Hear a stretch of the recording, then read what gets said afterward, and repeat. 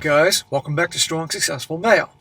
So for today, I'm going to do a pretty entertaining article titled, TikTok Trauma Queens Are Scaring Off Decent Men for Good. And a shout out to MM for sending this story. And guys, this article is actually written by a woman, a female writer, female journalist, whatever you want to call her. And pretty much the whole article is her sounding off against boneheaded women, as well as the system, if you will, for chasing away good men. Why so many men are walking away. And not just from marriage, I'm talking about relationships and even dating, because they know the mess that's out there. And this whole article really does hit home about a lot of things that I've been talking about for years. And I gotta say this, as much as I appreciate anybody writing articles about this thing that I talk about often and you guys talk about, especially a woman, at the end of the day, it's kind of like, well, that's nice and all, but too little too late. Because the mass migration away from relationships and marriage has been going on for a while for a good reason. And I want to believe that her intention is certainly to help guys out. Perhaps she has a brother or a nephew or a son, I don't know how old she is, that's been impacted in a negative way, so she's trying to help them out. And I really do want that. But a lot of times it's like, where were these gals back in the day when things were really getting bad? And I have to ask, and I'm sure many of you guys wonder, or is this actually to help them, to help women? To write these things to say where you're screwing up, because guess what? We're not going to have any guys that want to marry us in time, and things are bad enough now, so we better shape up. Who knows? One has to question that, but nevertheless, it's a good article, but still, men are walking away no matter what changes anytime soon. So, starts off, she says here, let us stop pretending we don't know why men are done with marriage. They're not afraid of commitment, they're not toxic, and they're certainly not intimidated by strong women. No, men have just finally figured out what the rest of us should have admitted years ago. It is a terrible deal. Not for women. Oh no, we've gained it beautifully. It is for men. And now they know it. Well, right there in the first paragraph, hit the nail right on the head. Yes, we do know it. Or many of us do. She says, according to research from the Marriage Foundation, between 70 to 80% of divorces are initiated by women. Among college-educated women, that number jumps to 90%. Translation, the more educated she is, the faster she realizes she can exit stage left with the house, the kids, the 401k, and a monthly check. All she has to do is say, wait for it, I'm not happy, and a judge will handle the rest.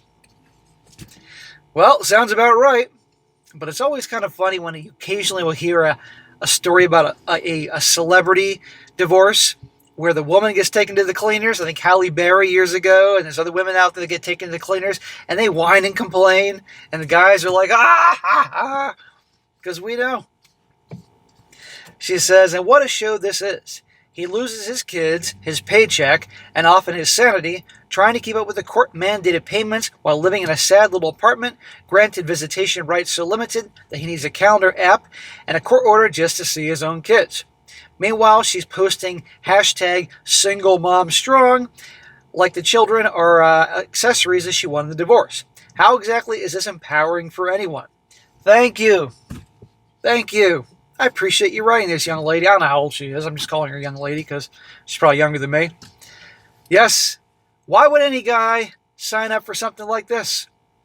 That 50% chance, easily, you get married, you're going to get divorced, and in varying degrees deal with this crap. And yet guys do this. It's amazing to me. You know, the old analogy, if you were, going skydiving, and there's a 50% chance that your chute wasn't going to open, would you jump out of the fucking plane? I think not. She says, women's emotional garbage cans. It's not just the divorce itself, it's what leads up to the divorce. Modern women have traded femininity for feral instinct, egged on by a culture that rewards emotional instability and calls it empowerment. She says, think I'm exaggerating? Just spend 5 minutes on TikTok. I'm not going to spend 5 seconds on TikTok. TikTok is fucking dog shit, but I know what she means. You will find women screaming into their phones about healing energy and divine feminine rage, sipping box wine in a bathtub surrounded by crystals and court summonses. I don't know what the fuck she wrote. These women don't want to love a man. They want to fix their daddy issues with a living, breathing human wallet. human wallet, ATM, whatever you want to call it, but she's right. They call it love. Well, what they really mean is trauma alchemy, saying, if you love me, you'd fix me. No, sweetie, you fix you, then maybe, just maybe, you'll attract a man who doesn't have to call his therapist after every single date. I like this gal, and I really, really want to believe that she's doing this to help guys, but I've just seen too many times actually things written by women that seem like they're trying to help guys, but they're really helping themselves. But one can hope. She says, this epidemic of emotional dysfunction isn't accidental.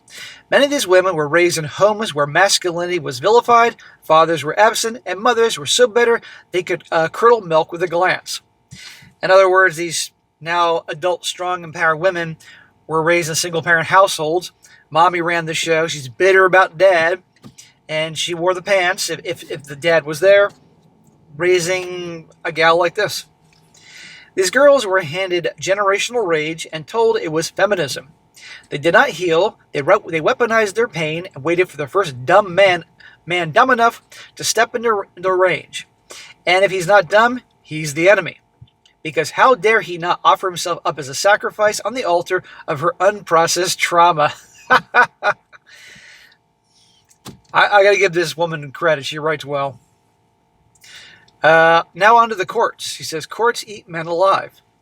Family courts, of course, are the handmaids of this dysfunction. The U.S. Census Bureau reports that less than 20% of custodial parents are fathers, despite all evidence that children need both parents. But try telling that to a judge who thinks fatherhood is a weekend hobby and child support is a government-backed extortion racket. Many states rake in billions through Title IV D incentives, meaning the more money the state extracts from fathers, the more it receives from the federal government. It's not justice, it is a racket. It's a taxpayer-funded kickback scheme that rewards broken families and punishes paternal love. Well, I've been saying for a long time there's an incredible effort to destroy the nuclear family. And yes, it is a better deal for children to be in a two-parent household. But of course, preferably mom and dad love each other, or at least like each other a hell of a lot. Of course, if mom and dad can't stand each other and is fighting and trauma, then you got to break up because it's not worth it staying for the kids because the kids will be caught in the middle of all this craziness. And the worst yet, those kids will grow up thinking that's normal. They'll be in the same relationships. But yes, the best thing possible is the kid being raised in a house with mom and dad loved each other. I was that lucky.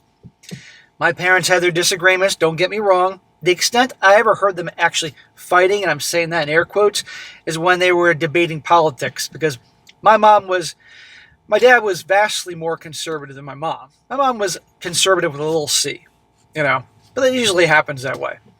And I would think they were fighting. And I'm like, what's wrong? What's wrong? And they're like, oh no, we're just discussing politics. That's it. They worked things out. They communicated. They held hands when they were married for decades. I was lucky. A lot of people think I grew up in a fucked up household. I did not. A lot of people I saw grew up in an effed up household. Anyhow, it says here, worse, child support is often calculated not on what a man actually earns, but on what the court believes he should earn. That's a load of crap. That is called imputed income. And it's how you turn a plumber into a felon because he couldn't pay child support based on the fantasy that he's a brain surgeon. If he misses a payment, he goes to jail. If she violates a custody order, she might get a warning, maybe. Yeah, and he goes to jail. And how's he supposed to keep up with payments if he's behind bars? It's like fucking debtor's prison. This is not equality. This is Turner versus Rogers in action. The Supreme Court ruled in 2011 that authorities can lock a man up for not paying child support without providing him a lawyer. Land of the free, indeed.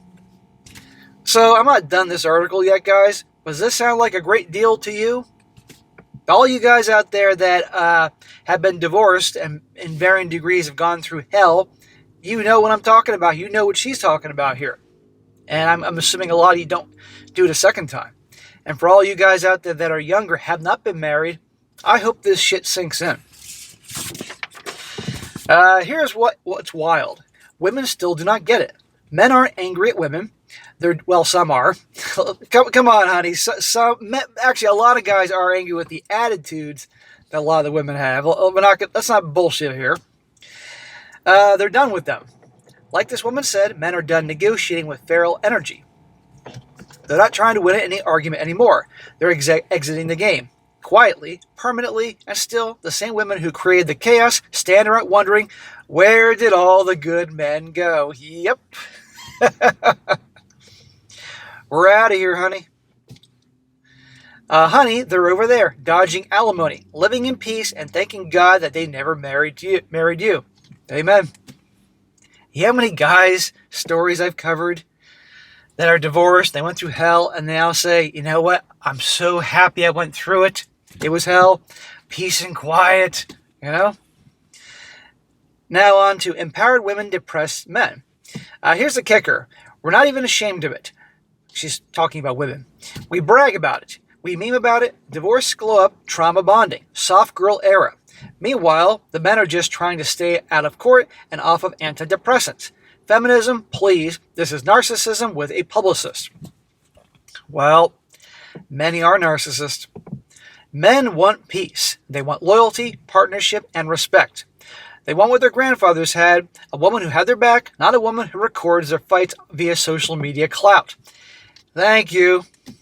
Now, let's not kid ourselves.